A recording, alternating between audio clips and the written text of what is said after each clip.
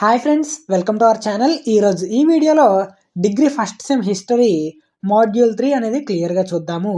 Rises of new religious movement, ఇంకా Charvakas, Lokayatas, Jainism and Buddhism, Mahajanapadas అనేవి క్లియర్గా తెలుసుకుందాం. ఆల్రెడీ మాడ్యూల్ 1 అండ్ మాడ్యూల్ 2 అయితే వీడియోలు చేయడం జరిగింది. మీలో ఎవరైనా వీడియోలు చూడకపోతే చూడడానికి అయితే ట్రై చేయండి. లింక్ అనేది డిస్క్రిప్షన్లో ప్రొవైడ్ చేశాను. న్యూ రిలీజియన్ అనేది 6th సెంచరీ బీసీలో మొదలైంది. 6th సెంచరీ బీసీ అనేది చరిత్రలో మర్చిపోలేని కాలం. ఇది రాజకీయ మరియు మతపరమైన రంగాలలో బాగా అభివృద్ధి చెందింది. ఈ కాలంలో ఐక్యత యొక్క ఆదర్శానికి ఒక నిర్దిష్ట రూపాన్ని ఇవ్వడానికి మాత్రమే కాకుండా పురాతన ఆధ్యాత్మిక అశాంతికి ముగింపు పలికేందుకు కూడా ప్రయత్నాలు జరిగాయి. అందుకే పండితులు శతకాలు అద్భుతమైన శతకంగా భావించారు. అయితే 6th సెంచరీ బీసీలో బుద్ధిస్ట్, హిందూ, జైన్ సాహిత్య రచనలు ఆధ్యాత్మిక అశాంతి, గ్రామీణ ఆర్థిక వ్యవస్థ, సామాజిక అసమానతలు ఈ కాలంలో అద్భుతమైన లక్షణాలు. రాచరిక రాష్ట్రాలు వచ్చేసి అంగ, కాశీ, కోసల, మగధ, చెడి, వస్త, కురు, పాంచాల, మత్స్య, సురసేన, అస్మక మరియు మలక, గాంధార, కంబోజ, వజ్జి సమాఖ్య, మల్ల సమాఖ్య, అవంతి అనే 16 రాష్ట్రాలు భారతదేశంలో లేదా మహాజానపదాలుగా విభజించబడింది. వాటిలో 14 రాచరిక రాజ్యాలు అంటే 14 రాజ్యాలు, 2 రిపబ్లిక్ సమాఖ్య అంటే 2 రాజ్యాలలో ప్రజలు రాజులను ఎన్నుకునేవాళ్ళు. రాచరిక రాష్ట్రాలలో రాజ్య అధికారం సాధారణంగా వంశపారంపర్యంగా ఉండేది. రాజుకు అపరిమిత అధికారాలు ఉండేవి. అయితే సభ సలహాను ఆయన గౌరవించాల్సి వచ్చేది. రాజ్యసభలో యువరాజు, పూజారులు మరియు మంత్రులు, సైనిక అధికారులు ఉండేవాళ్ళు. రాజుకు అనేక మంది సేవకులు ఉండేవాళ్ళు. రాజు పరిపాలనలో కొన్ని గ్రామాలు, కొన్ని ప్రాంతాలు అనేవి వారి ఆధీనంలో ఉండేవి. కానీ రిపబ్లిక్ అంటే కూటమిలో తెగకు చెందిన అన్ని కుటుంబాల పెద్దలతో కూడిన అసెంబ్లీ ద్వారా కార్యకలాపాలు నిర్వహించబడతాయి మరియు నియంత్రించబడతాయి. అసెంబ్లీ ఒక నిర్దిష్ట కాలానికి చీఫ్ లేదా అధ్యక్షుణ్ణి ఎన్నుకుంటుంది. అతన్ని రాజన్ అని పిలిచేవాళ్ళు. అన్ని రాజ్యాలలో మగధ, హర్యాంక మరియు నందాల పాలనలో ప్రాముఖ్యత సంతరించుకుంది. వారు చాలా రాజ్యాలను జయించి మగధ రాజ్యంలో విలీనం చేసి భారతదేశంలో మొదటి సామ్రాజ్యాన్ని స్థాపించారు. చార్వాకాస్ అంటే చార్వాకాను లోకయాతాస్ అని కూడా పిలుస్తారు. ఇది భారతీయ భౌతికవాదం యొక్క పురాతన పాఠశాల. ఇది హిందూ సాంప్రదాయంలోని నాస్తిక పాఠశాలలకు ఒక ఉదాహరణ. అంటే దేవుడు ఉన్నాడు అని నమ్మని వాళ్ళు అని అర్థం. చార్వాకుడు ప్రత్యక్ష అవగాహన, అనుభవవాదం మరియు షరతులతో కూడిన సరైన జ్ఞానం యొక్క మూలాలు కలిగి ఉన్నాడు.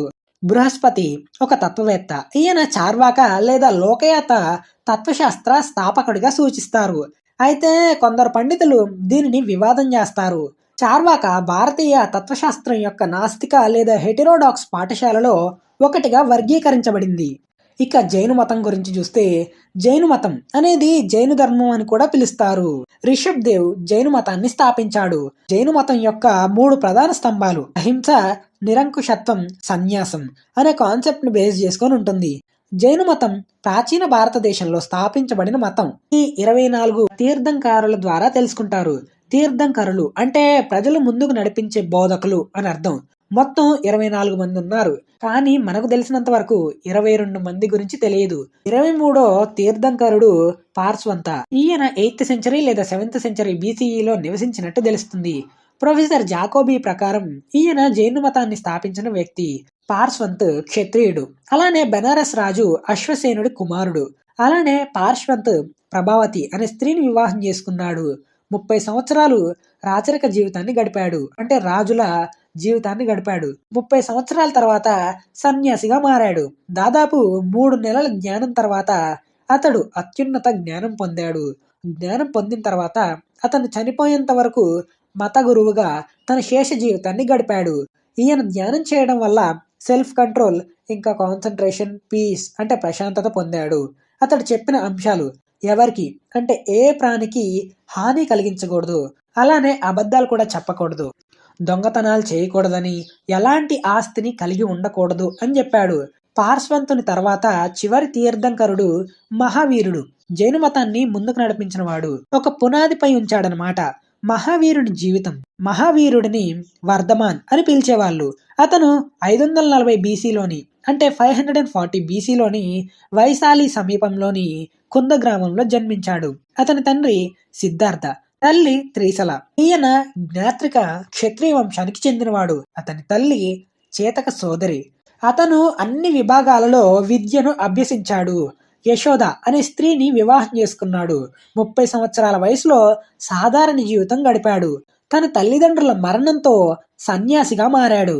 ఒకరోజు జనాల ముందు నగ్నంగా వెళ్ళగా రాళ్లతో కొట్టారు. 42 సంవత్సరాల వయసు వచ్చేసరికి అత్యంత జ్ఞానం పొందాడు. అతని తర్వాత తన శేష జీవితాన్ని చంప, శావస్త్రి, వైశాలి మరియు రాజగృహలో తన సిద్ధాంతాలను బోధించడంలో గడిపాడు. రాజగృహ దగ్గర అతను మగధ సామ్రాజ్యం యొక్క రాజు బింబిసారుడు మరియు అతని కుమారుడైన అజాతశత్రువుని కలుసుకున్నాడు. 72 సంవత్సరాల వయసులో 468 బీసీలో అంటే 468 బీసీలో రాజగృహ సమీపంలో పావాలో మరణించాడు. మహావీరుడు చనిపోయే ముందు శిష్యులను ఏర్పరిచాడు. అలా జైన మతం అనేది అభివృద్ధి పొందింది. జైన మతంలోని బోధనలు. మహావీరుడు వేదాల అధికారాన్ని నిరాకరించాడు. కుల వ్యవస్థను, జంతుబలిని, బ్రాహ్మణుల ఔన్నత్యాన్ని ఖండించాడు. అహింసకు ఎక్కువ ప్రాధాన్యత ఇచ్చారు. అందుకే చాలా మంది జైనులు చీమలకు కూడా హాని కలిగించకూడదని పాదరక్షలు అంటే చెప్పులు లేకుండా నడుస్తారు.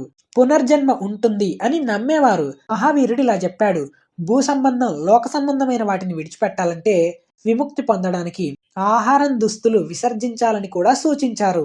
ఇలా ఉంటాయి జైన మతం యొక్క బోధనలు, సిద్ధాంతాలు. ఇక బౌద్ధ మతం గురించి మనం చూసుకున్నట్టయితే, బౌద్ధ మతం అనేది 5వ శతాబ్దం నాటిది. బౌద్ధ మతం ప్రాచీన భారతదేశంలో ప్రాచీన మగధ రాజ్యంలో మరియు చుట్టుపక్కల ఆవిర్భవించింది. సిద్ధార్థ గౌతముడు బౌద్ధ మతం యొక్క స్థాపకుడు. బుద్ధుడు క్రీస్తుపూర్వం 567లో జన్మించాడు. అంటే 567 బీసీలో జన్మించాడు. లుంబిని వనం అంటే ఇప్పటి నేపాల్లో జన్మించాడనమాట. ఇతని తండ్రి శుద్ధోదనుడు కపిలవాస్తు రాజ్య వంశానికి చెందిన వ్యక్తి. అతని తల్లి మాయాదేవి కోలియా తెగకు చెందిన రాజకుమార్తె. గౌతముడు జన్మించిన 7వ రోజున తన తల్లి చనిపోయింది. తన తండ్రి మహాప్రజాపతి గౌతమి అనే స్త్రీని తనకు తల్లిగా తీసుకొని వచ్చాడు. అయితే మహాప్రజాపతి గౌతమి పెంచి పోషించింది. అలా పెరిగి పెద్దవాడయ్యాడు. 19 సంవత్సరాల వయసు వచ్చేసరికి యశోధర అనే అందమైన రాజకుమారిని పెళ్లి చేసుకున్నాడు. వారిద్దరికి ఒక కుమారుడు జన్మించాడు. అతని పేరు రాహులుడు. అయితే ఒకరోజు కపిలవాస్తు రాజ్యంలోని ప్రజలు ఎలా ఉన్నారు ఏంటి అనేది చూడటానికి రాజ్యంలోకి వస్తాడు. అయితే 4 విషయాలు బాగా ప్రభావితం చేస్తాయి. అవి ఏంటంటే, రాజనగరంలో ముసలివాడిని, ఒక వ్యాధిగ్రస్తుడిని, ఒకడి మృతదేహాన్ని, ఒక సన్యాసిని చూసి మనసు చలించిపోతుంది. 29 సంవత్సరాల వయసులో గౌతముడు లేదా గౌతమ బుద్ధుడు ఇంటిని విడిచి వెళ్ళిపోతాడు. అడవులలోకి వెళ్ళి అతని రథసారథి అయిన చెన్న మరియు కంతక అనే గుర్రంతో కలిసి వెళ్తాడు. అలా 6 ఏళ్లు ధ్యానం చేసి అశ్వత్థమ అనే చెట్టు కింద ధ్యానం చేసిన తర్వాత 35వ సంవత్సరంలో జ్ఞానోదయం అయ్యింది. దీనిని సంబోధిని అంటారు. బుద్ధుడు రాజ్యాన్ని విడవక ముందు సత్య అన్వేషణలో ముందుగా రాజుగా ఉన్న సమయంలో రాజగృహలో బ్రాహ్మణ గురువుల దగ్గర వేదాలు మరియు తత్వశాస్త్రం అభ్యసించారు. చెట్టు కింద 40 రోజులు లోతైన ధ్యానం చేశాడు. ధ్యానం చేయడం వల్ల జ్ఞానోదయం అయ్యింది. జ్ఞానోదయం పొందిన తర్వాత బెనారస్ సమీపంలోని సార్నాథ్కి వెళ్ళాడు. అక్కడ జింకల వనంలో మొదటి 5గురు బ్రాహ్మణ శిష్యులకు తన మొదటి మతపరమైన సిద్ధాంతాలను బోధించాడు. దీనిని ధర్మచక్ర పరివర్తన లేదా చట్ట చక్రం తిప్పడం అని పిలుస్తారు. అప్పటి నుండి అతను తన సందేశాన్ని 45 సంవత్సరాలు ఉత్తర భారతదేశంలో యువరాజులకు మరియు రైతులకు బోధించాడు. బౌద్ధ మతానికి పునాది వేశాడు. బుద్ధుడు 80 సంవత్సరాల వయసులో క్రీస్తుపూర్వం 483 అంటే 483లో ఉత్తరప్రదేశ్లోని కూషి నగరంలో చనిపోయాడు. అలానే బుద్ధుడు ధ్యానం చేసే చెట్టు అనేది బీహార్లో నిరంజన అనే నది పక్కన ఉంది. బుద్ధుని బోధలన్నీ శాంతి, ప్రేమ, దయ, పరిశుద్ధత, మానవుని జీవితం, జననం మరియు మరణం గురించి ఉంటుంది. అయితే 3 పిల్లర్స్ ఆఫ్ టీచింగ్ అంటే బుద్ధ, ధమ్మ, సంఘ అనేవి 3 పిల్లర్స్ ఆఫ్ టీచింగ్ అనమాట. అయితే 4 గొప్ప సత్యాలు చెప్పాడు. ఫస్ట్ది, ప్రపంచం అనేది చాలా బాధలతో నిండిపోయింది. రెండవది, కోరికే బాధలకు కారణం. మూడవది బాధ నుండి విముక్తి పొందాలంటే అజ్ఞానాన్ని నాశనం చేయాలి. నాలుగవదిగా నాశనం కాకుండా మార్గం ఉంది. లోక సంబంధమైన వాటి కోసం కాకుండా శాశ్వతమైన వాటి కోసం జీవించాలి. మనం మంచి చేస్తే మంచి తిరిగి వస్తుంది. అలానే మనం ఇతరులకు చెడు చేస్తే మనకు తిరిగి చెడు వస్తుంది. కర్మఫలం అనుభవించక తప్పదు అని వివరించాడు. అలానే మనిషి నిజాయితీగా ఒకరిని హింసించకుండా జీవితంలో తృప్తి లేకపోవడం, అలానే సంపద, మద్యపానం మరియు చెడు అలవాట్లను విడిచిపెట్టడం. బుద్ధుని ప్రకారం మనిషి తన విధిని తానే సృష్టించుకుంటున్నాడు. అయితే అష్టాంగ మార్గం అంటే 8 మార్గాలలో పాటిస్తే మానవుడు తన దుఃఖాన్ని నిరోధించవచ్చు అని బుద్ధుడు వివరించాడు. మొదటిది సరైన దృష్టి, రెండవది సరైన లక్ష్యం, మూడవది సరైన వాక్కు, నాలుగవది సరైన క్రియ, ఐదవది సరైన జీవనం, ఆరవది సరైన చర్య, ఏడవది సరైన ఆలోచన, ఎనిమిదవది సరైన ధ్యానం. ఇలా బుద్ధుడు వివరించాడు. ఇక మహాజానపదాస్ గురించి చూద్దాం. మహాజానపదాస్ అనే పదానికి మహా అంటే గ్రేట్, జానపద అంటే ఫుట్ హోల్డ్ ఆఫ్ పీపుల్ అంటే great foothold of people, జనపదం అని అర్థం. ఆర్యన్ ప్రజలను తెగ అని అంటారు. ఎక్కువ శక్తివంతమైన ఆర్యన్ తెగను జన అని కూడా అంటారు. వేదకాలంలో ఎక్కువ మంది ప్రజలు ఏకమై జనపదగా మారారు. మహాజానపదాస్ అంటే భారతదేశంలోని 16 రాజ్యాలనేవి విభజించబడ్డాయి. మహాజానపదుల కాలంలో జైను బౌద్ధ మతం ఏర్పడింది. 16 జనపదాలు అంటే రాజ్యాలు అని అర్థం. 16 రాజ్యాలు. దాంట్లో మొదటిది అంగరాజ్యం, అవంతి, అస్మక, చేడి, గాంధార, కంబోజి, కాశీ, కోసల, కురు, మల్ల, మగధ, మత్స్య, పంచాల, సురసేన, వజ్జి, వత్స అనేవి 16 రాజ్యాలు. అయితే 14 రాజ్యాలు రాజుల ఆధీనంలో ఉండేవి. 2 రాజ్యాలు మాత్రం రిపబ్లిక్ అంటే కూటమిగా కూడి ప్రజలు రాజును ఎన్నుకునే వాళ్ళనమాట. ఇది 2వ దశ నాగరికత ఆవిర్భవించింది. రాజుల కాలంలో బలమైన సైన్యం, పన్ను, ట్యాక్స్ ప్రజలపై విధించేవాళ్ళు. అలానే నాగరికతకు వ్యవసాయం, ఇంకా పండించే పంటలను అంటే ఎక్కువ పండిస్తే రాజు రాజ్యంలో సమృద్ధిగా ఉండేలా అందరికీ అందేలా చూసేవాడు. అయితే 16 రాజ్యాల్లో మగధ, కోసల, అవంతి రాజ్యాలు అనేవి బలమైనవి. ఇక మగధ రాజ్యం గురించి చూద్దాము. మగధ రాజ్యాన్ని స్థాపించిన వ్యక్తి బింబిసారుడు. మన సినిమాలో చూసాం కదా బింబిసారుడు అనే సినిమా. నిజంగా బింబిసారుడు అనే రాజు ఉన్నాడు. మగధ రాజ్యాన్ని స్థాపించిన వ్యక్తి బింబిసారుడు. మొత్తం 3 వంశాలు మగధ రాజ్యాన్ని పరిపాలించారు. దాంట్లో మొదటి వాళ్ళు హర్యంక రాజవంశీయులు, తర్వాత శిశునాగ రాజవంశీయులు, ఇంకా నంద రాజవంశీయులు. వారు మగధ సామ్రాజ్యాన్ని పరిపాలించారు. ఈ బింబిసారుడు హర్యంక రాజవంశానికి చెందినవాడు. 544 BC టు 322 BC అంటే 544 BC టు 322 BC. బింబిసారుడు 52 సంవత్సరాలు పాలించాడు. బింబిసారుడు వాళ్ళ తండ్రి పేరు బట్టియా. బింబిసారుడు 15 సంవత్సరాల వయసులోనే సింహాసనాన్ని అధిష్ఠించాడు. హర్యాంక రాజవంశాన్ని స్థాపించాడు. ఇంకా ఒక గ్రామం యొక్క కోటతో మగధ యొక్క పునాదులు వేశాడు.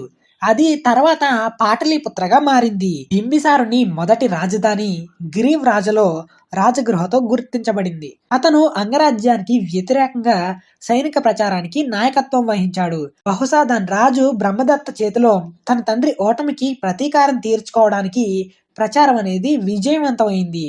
అంగరాజ్యాన్ని వారిలో కలుపుకున్నారు మరియు చంపాలో యువరాజుగా తన కొడుకైన అజాతశత్రువును గవర్నర్గా నియమించాడు. బింబిసారుడు ఒక యోధుడు, వీరుడు, అన్ని యుద్ధాలను జయించినవాడు. అయితే తన స్థానాన్ని బలోపేతం చేసుకోవడానికి వివాహ సంబంధాలను ఉపయోగించుకున్నాడు. అతని మొదటి భార్య పేరు కోసలాదేవి, కోసల రాజు యొక్క కుమార్తె. అతని భార్య అతనికి కట్నంగా కాశీని తెచ్చింది. ఈ వివాహం ద్వారా మగధ మరియు కోసల రాజ్యం మధ్య శత్రుత్వం అనేది లేకుండా సమాధానం కలిగి ఉన్నారు. శత్రుత్వం లేకుండా సంధి చేసుకున్నారు మరియు ఇతర రాష్ట్రాలతో వ్యవహరించడంలో అతనికి స్వేచ్ఛనిచ్చింది. మగధ రాజ్యం అనేది 80,000 గ్రామాలనేవి వారి ఆధీనంలో ఉండేవి. బింబిసారుడు జైను మతాన్ని అనుసరించాడు. అలానే జైను గ్రంథం ప్రకారం బింబిసారుని కుమారుడు అజాతశత్రువు సింహాసనాన్ని అతని తర్వాత రాజుగా అధిష్ఠించాడు. బింబిసారుడు ఆత్మహత్య చేసుకున్నాడు అని నమ్ముతారు. ఇక మనం అజాతశత్రువు గురించి చూస్తే అజాతశత్రువు 492 వరకు పరిపాలించాడు. తూర్పు భారతదేశంలోని మగధ రాజ్యంలోని అత్యంత ప్రముఖమైన రాజు బింబిసారుడు. బింబిసారుడి యొక్క కుమారుడు మహావీరుడైన అజాతశత్రు తన తండ్రి అయిన బింబిసారుని దగ్గర నుండి బలవంతంగా రాజ్యం స్వాధీనం చేసుకున్నాడు. పాటలీపుత్ర నగరం అజాతశత్రువుచే ఒక గ్రామాన్ని కోటగా నిర్మించబడటం ద్వారా ఏర్పడింది. అజాతశత్రువు ఆక్రమణ అంటే ఆక్రమించడం మరియు విస్తరించడం అనే విధానాలను అనుసరించాడు. అతను కోసలరాజుతో సహా తన పొరుగు ప్రత్యర్థులను ఓడించాడు. అతని సోదరులు అతనితో విభేదించి కాశీకి వెళ్లారు. కాశీ అనేది బింబిసారునికి కట్నంగా ఇవ్వబడింది. మగధ మరియు కోసల రాజ్యం మధ్య యుద్ధానికి దారితీసింది. అలా కాశీని ఆక్రమించి చిన్న చిన్న రాజ్యాలను స్వాధీనం చేసుకున్నాడు. అజాతశత్రు ఆధ్వర్యంలో మగధ ఉత్తర భారతదేశంలో అత్యంత శక్తివంతమైన సామ్రాజ్యంగా మారింది. అయితే అతను యుద్ధంలో ఉపయోగించే 2 ఆయుధాలు కనుగొన్నాడు.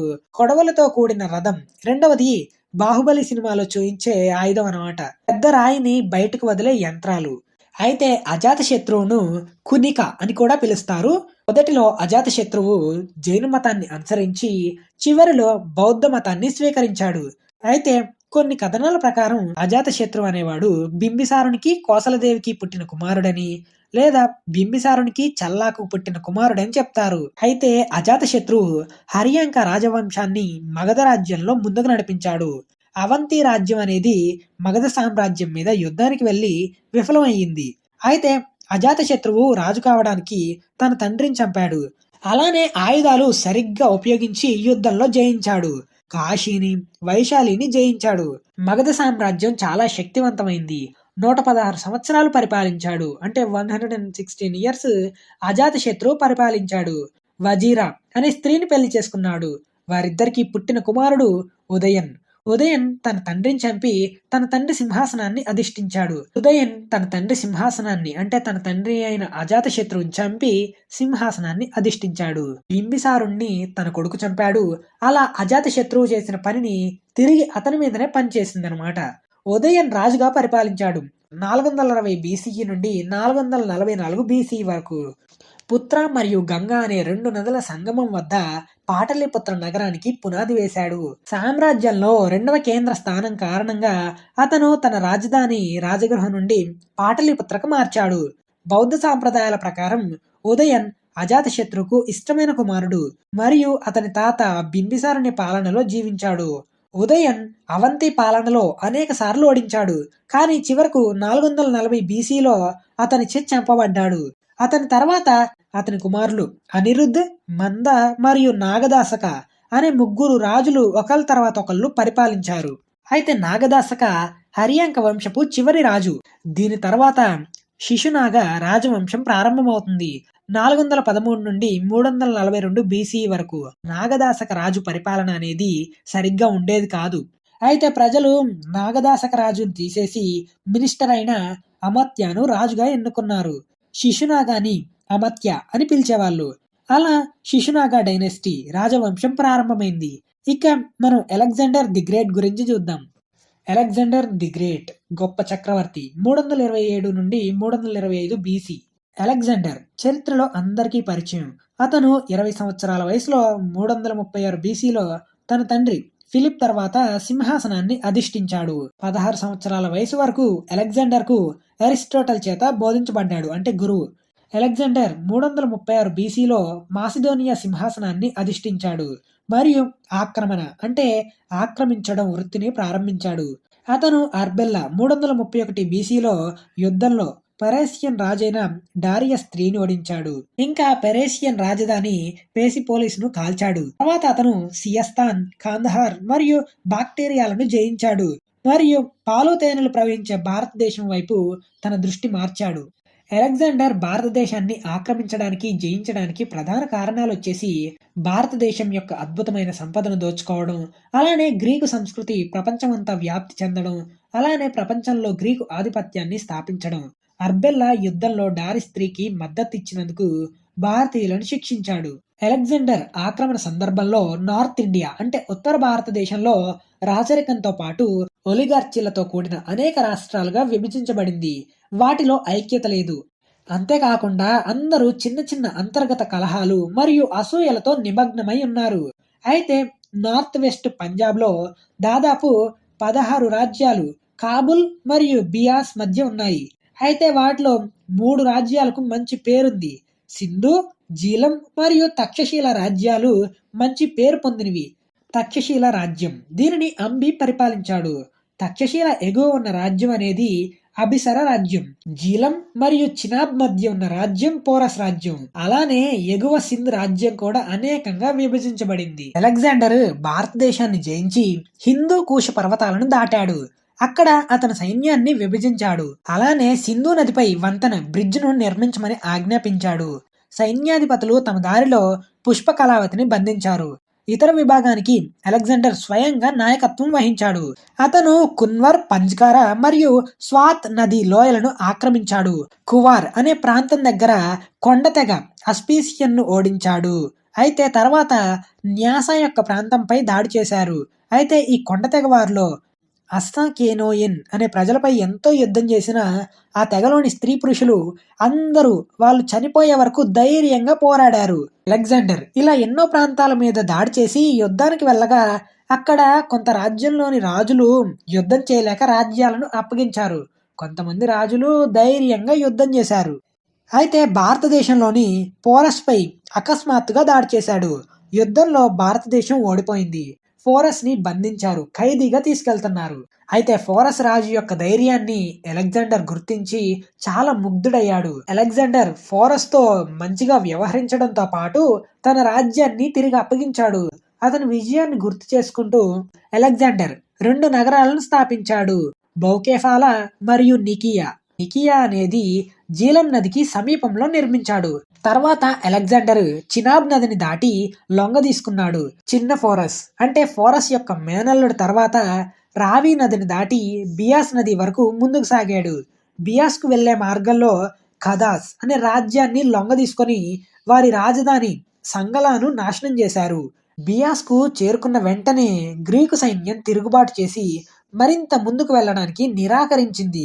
గ్రీకు సైన్యం యొక్క ఈ అవిధేయత చాలా సులభంగా వివరించలేము. ఏది ఏమైనప్పటికీ అలెగ్జాండర్ అన్ని రాజ్యాలను జయించాడు. తిరిగి వెనక్కి వెళ్లాల్సి వచ్చింది. అతను జీలం నది దాటి తిరిగి వెళ్ళాడు. అలానే మల్లాస్, సిబీస్, క్షుద్రకాస్, అగలాసియన్స్ మొదలైన వారి రిపబ్లిక్ సమాఖ్యను ఓడించాడు.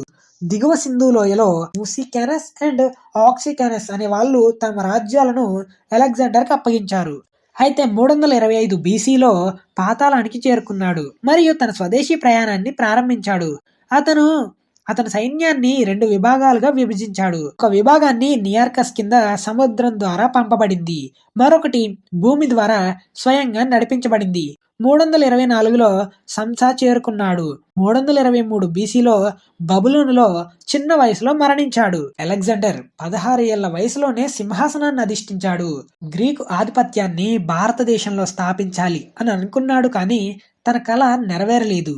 కానీ అతని మరణం తర్వాత గ్రీకు వృత్తులన్నీ తుడిచిపెట్టుకొని పోయాయి. అందుకే అతని విజయం అనేది సాహిత్యం, జీవితం మరియు ప్రభుత్వంపై శాశ్వత ముద్ర వేయలేదు. అలెగ్జాండర్ చేసిన నిర్మాణాలు కొత్త భూమి మరియు సముద్ర మార్గాలు అంటే నౌకలు స్థాపించాడు. నావలు, ఓడలు మార్గాన్ని స్థాపించాడనమాట. అలెగ్జాండర్ చనిపోయిన తర్వాత ఇవి వాణిజ్యంపై దారితీసిందనమాట, అంటే trading. Alexander north west Punjab ప్రాంతంలోని చిన్న రాష్ట్రాలు లేదా చిన్న రాజ్యాల సైనిక బలాన్ని నాశనం చేశాడు. పౌరవ, తక్షశిల మొదలైన పెద్ద రాజ్యాలలో చిన్న రాజ్యాలు అనేవి విలీనం కాలేదు. ఇది చంద్రగుప్త మౌర్య చేత భారత సామ్రాజ్య స్థాపనకు సుగమం చేసింది. ఈ విధంగా అలెగ్జాండర్ జీవితంలో ఎన్నో యుద్ధాలు చేసి తక్కువ వయసులో మరణించాడు. సో చివరిగా ఇదండి థర్డ్ సెమ్ హిస్టరీ మాడ్యూల్ 3 అనేది. ఇక నెక్స్ట్ వీడియోలో కలుసుకుందాం మాడ్యూల్ 4లో. అంతవరకు సెలవు. మీరు కనుక మన ఛానల్ కొత్తగా చూస్తున్నట్టయితే ఈ ఛానల్ సబ్స్క్రైబ్ చేసుకోండి. ఈ వీడియో యూస్ఫుల్గా ఉంటే మీ ఫ్రెండ్స్కి షేర్ చేయండి. సో చివరిగా ఇదండి వీడియో అనేది.